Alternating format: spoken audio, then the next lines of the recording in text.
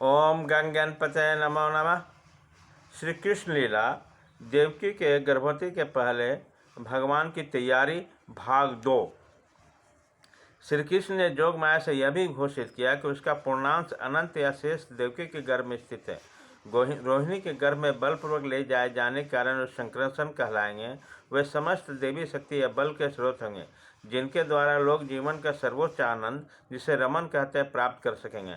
अतः पूर्णांश अनंत और अवतार के पश्चात संकर्षण या बलराम नाम के प्रसिद्ध होंगे।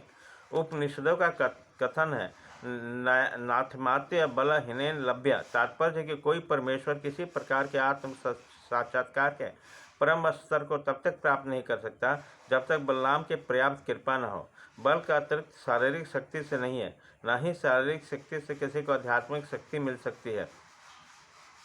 उसमें आध्यात्मिक शक्ति होनी चाहिए जो बलराम या संकर्षण द्वारा प्रदत्त की जाती है। अनंत या शेष शक्ति का स्रोत है जो समस्त लोगों को उनको विविध स्थितियों में बनाए रखती है। भौतिक रूप से धारण करने की शक्ति गुरुत्वाकर्षण कहलाती है, किंतु वास्तव में संकर्षण शक्ति ही प्रदर्शन है। बलराम या संघर्षण आध्यात्मिक शक्ति या आदि गुरु हैं।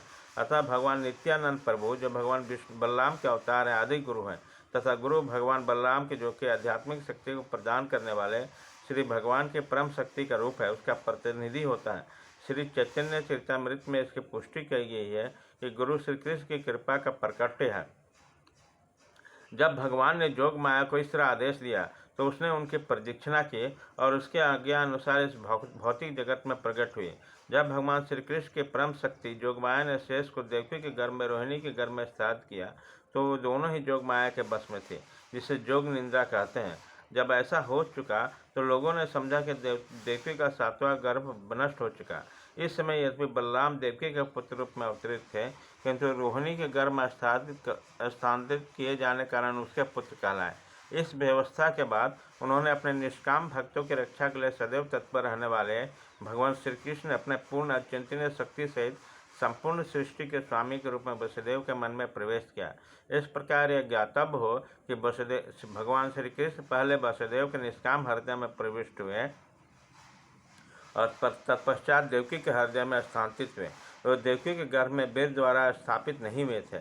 श्री भगवान अपनी अचिंतनीय शक्ति में किस रूप में प्रकट हो सकते हैं, उसके लिए अनिवार्य नहीं कि स्त्री के गर्भ में बीज क्षेपण के सामान्य विधि द्वारा प्रकट हुए। जब वसुदेव भगवान श्री कृष्ण को अपने हृदय में धारण किए हुए थे, उसी समय देदीप्यमान सूर्य की भांति लग रहे थे। उनकी प्रखर किरणें सदा असह्य होती थी और सामान्य जनों को झुलसाने वाली होती थी। वसुदेव का शुद्ध निष्काम हृदय में स्थित भगवान का रूप श्री कृष्ण आदि के रूप से भिन्न नहीं था। कहीं भी विशेष रूप से हृदय के भीतर श्री कृष्ण का यह उदर धाम कहलाता है। धाम से श्री कृष्ण का केवल रूप ही नहीं, अपितु उसको नाम, गुण तथा साज समान का भी बोध होता था। यह सब एक साथ प्रकट होता है।